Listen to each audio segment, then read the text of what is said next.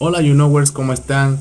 El tema de Ecuador con México sigue dándole la vuelta al mundo y la OEA, este organismo que es tan cuestionado por su omisión en temas importantes y su rápida intervención en otros que de repente uno tiene que meterse, se pronunció y en una sesión extraordinaria aprueba la resolución que condena a Ecuador con 29 votos a favor, uno en contra, una abstención y dos ausentes.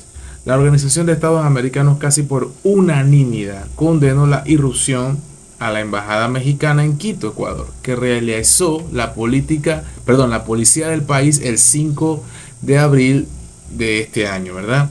Así, 29 miembros se pronunciaron a favor, el propio Ecuador en contra, El Salvador se abstuvo, mientras que dos países, entre ellos México, no asistieron a la reunión. Me llama la atención, bueno, México no fue porque se siente herida por este cruel ataque.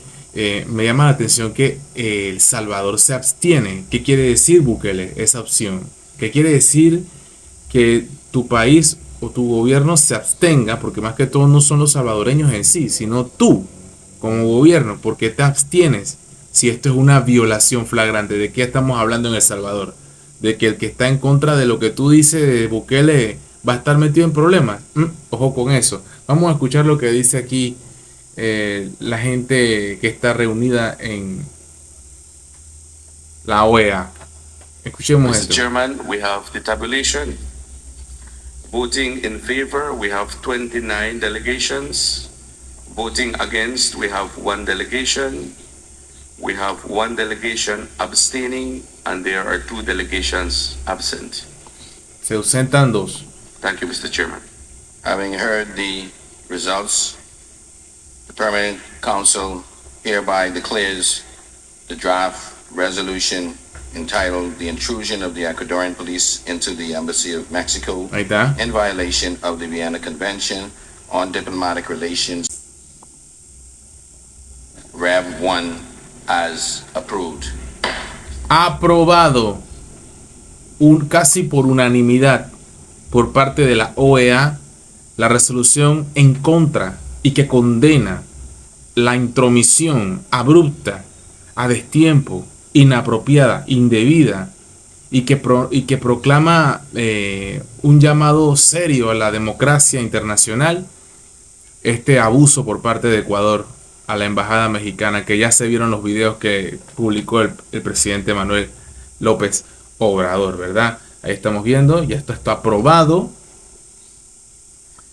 Mr. Chairman, Ahí está, esta es la tabulación de las naciones, la Organización de Estados Americanos, en donde Panamá también votó en contra de esa resolución. Y como dijo Manuel López Obrador, ni Pinochet, siendo Pinochet, se atrevió a hacer algo así.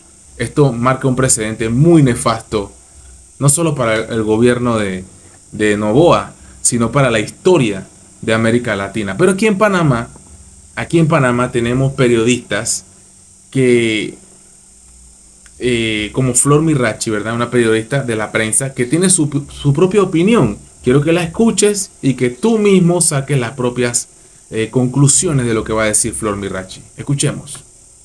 La Convención de Viena es inviolable y lo que hizo Ecuador en México viola el Estado de Derecho internacional. Eso no está en debate. No está en debate, dice. Recordemos qué pasó. La policía de Ecuador irrumpió en la sede de la Embajada de México en Quito y detuvo a Jorge Glass, vicepresidente de Ecuador con Rafael Correa. Lo hizo el viernes, el mismo día en que el gobierno mexicano le concedió el asilo cuando en su país buscan detenerlo por un caso de supuesta y bien burda malversación de fondos. Pero resulta que la Convención de Viena sobre Relaciones Diplomáticas del 61 dice, en su artículo 22, que los locales de las misiones son inviolables y que los agentes del Estado receptor no podrán penetrar en ellas salvo con el consentimiento del jefe de la misión.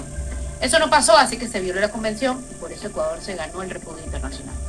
La pregunta es por qué las reglas son tan claras en cuanto a las invasiones de un país en otro, pero tan laxas y hasta incongruentes en cuanto a cuándo, cómo y a quién esos países pueden otorgar asilos. Esas preguntas no las puedes responder tú ni las puedo responder yo, Flor Mirachi, eso tienen que discutirlo en una nueva convención internacional para hacerle ajustes. Pero para eso tienen que estar de acuerdo todas las naciones. No podemos pasar por encima de lo que dicen las normas internacionales, ¿verdad? Porque estamos cayendo en una total desobediencia de la ley y respeto a la ley, y pone en peligro la democracia de cualquier persona que tenga algún problema, porque se puede interpretar de que si tengo problemas por mis expresiones o mis comentarios contra X o Y gobierno, corro el peligro de que me pase lo mismo que le pasó a este señor, ¿verdad? O sea, independientemente, si se comete un delito, eso es indudable.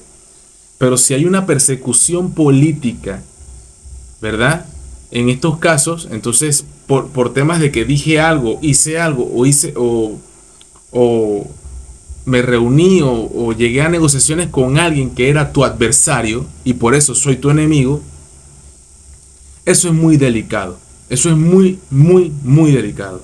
Vamos a ver qué dice Flor Mirachi al respecto, porque estoy pensando que va a decir algo muy en contra de Ricardo Martinelli. Vamos a escuchar. Vamos a escuchar. Porque eso no se puede analizar por separado. En el caso del ecuatoriano Daniel Noboa, él midió los riesgos de violar una convención y ante un profundo problema de corrupción y crimen organizado en su país, para él pesó más el mensaje que quería mandar internamente de que no pueden llegar al poder, enriquecerse y luego esconderse impunemente.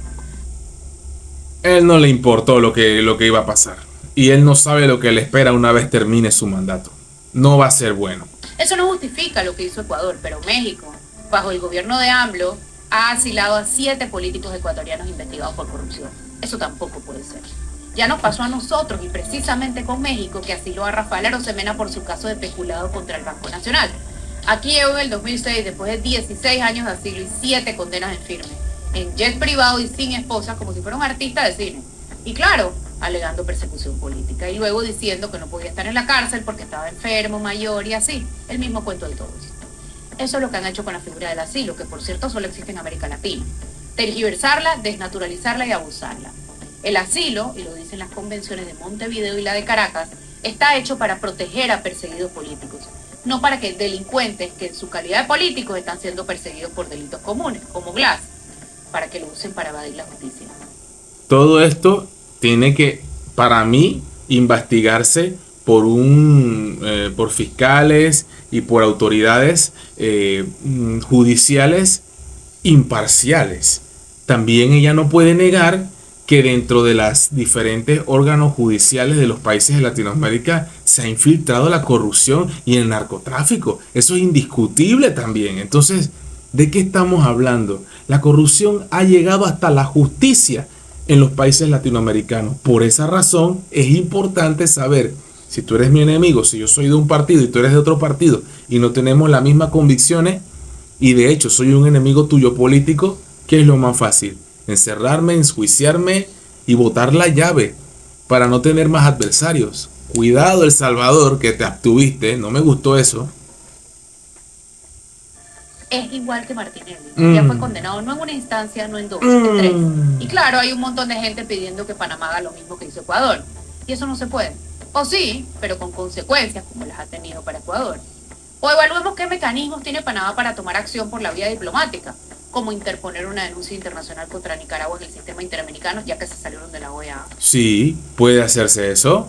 ¿Cuánto tiempo demoraría eso? Más de 5 años seguro. O hacer una consulta a la Corte Internacional de Justicia de la Haya, que no es vinculante y también demoraría años. Entonces, es que esto es lo...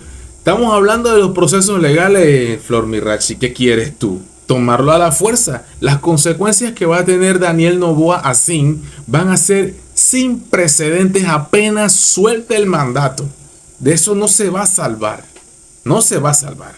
Indiscutible. O proponer la creación de un organismo que determine si quien pide el asilo es realmente un perseguido o no. Pero ¿cuánto tiempo tomaría eso? Los mecanismos democráticos suelen ser lentos, sí. Pero si hubiera consecuencias claras para el político, para el país y para el que toma la decisión de asilarlo, seguramente se abusaría menos de la figura. Pero hoy no las hay y por eso abusan de ella. Bueno, eso no es culpa tuya, ni mía, ni de Panamá. Esto es mundial. O también se le podría reclamar firmemente a Nicaragua por permitir que Martinelli viole la figura del asilo, influenciando el proceso electoral todos los benditos días. Esa dolió, pero te dolió a ti.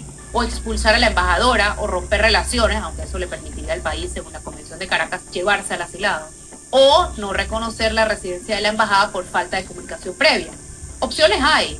Panamá ha sido bastante tibio, porque ser duro tiene consecuencias. Claro que sí, y más en un proceso electoral como este. Están esperando, y esta es mi opinión, que gane uno de los suyos, alguien del poder, para entonces hacer más presión y entrar. Pero imagínate que gane la figura de un Raúl Mulino o por ejemplo una Zulay Rodríguez. ¿Qué pasaría?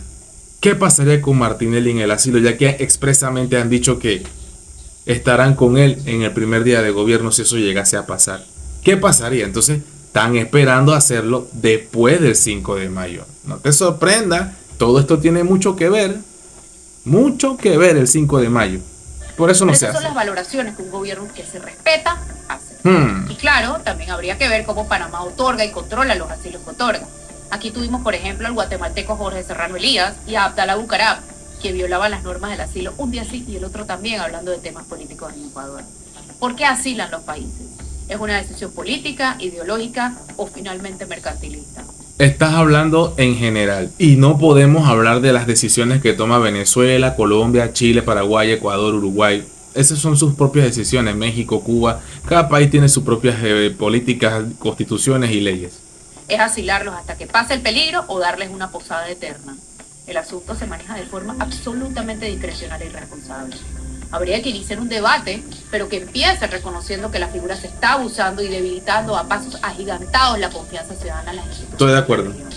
Ojalá los candidatos se comprometan a empujar, dispararse duro con Nicaragua y negarle el salvoconducto al corrupto. Mulino ya dijo que lo ayudaría. ¿Y el resto qué haría? Obviamente sabemos que no lo ayudarán y eso es lo que está esperando. Que ganen los otros menos Mulino. Está clarito. Aquí está clarita la posición de la prensa y la posición de la periodista.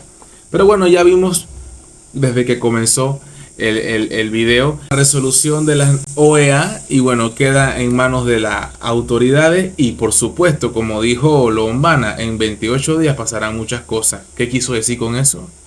Amanecerá y veremos. Aquí estaremos nosotros listos para soltarle bastante información. You know.